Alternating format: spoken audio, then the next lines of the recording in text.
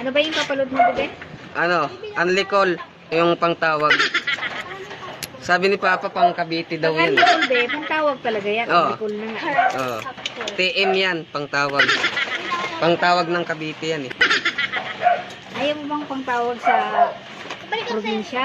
Hindi, sa Cavite lang, sa ano. Sa Cavite lang talaga gusto mo? Oh, doon sa ano eh, Paliparan.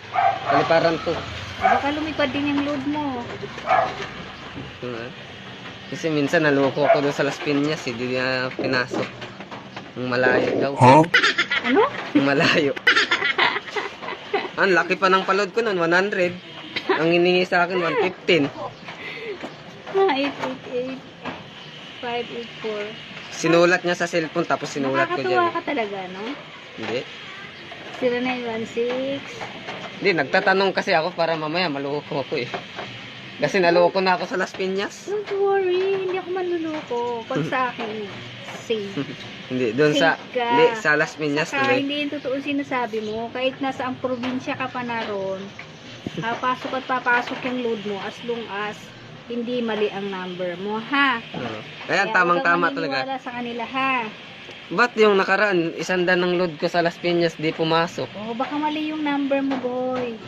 O, sila ang nagmali. 091. Unlicol ano yan?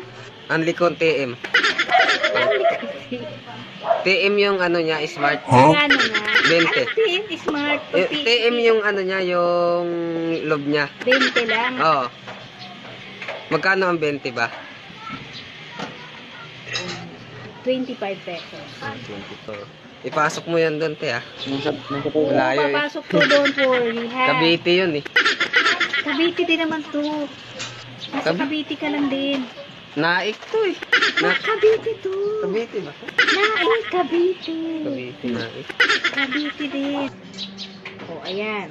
Kita mo. Lilipad yung pupunta doon. Oo, lumipad na yun. May pakpak yan. Lilipad yung load na yan. Papunta dun. Kasi ititext ko pa rin mamaya. O, ayan na. Nakita mo na? Yan, sige.